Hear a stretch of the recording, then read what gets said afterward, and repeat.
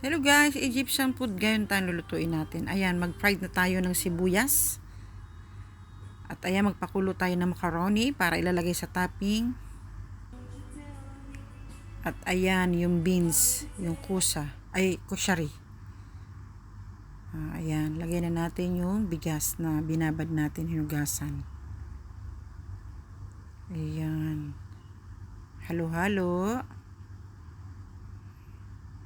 Ayan, may mga ano na yan may pantimpla na yan. Ayan na siya guys, luto na siya. At isi-serve na natin siya. Ayan na siya.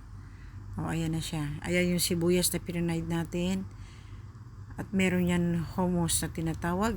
Ayan yung dakus. Ayan. Thank you for watching guys. Tayo'y mananghalian na. Ayan, Egyptian food po yan. Meron din ata yan sa pero malalaki yung kanilang beans. Garbanzos, kumbaga sa ating garbanzos yun. Ayan yung akin. Ayan ang salad.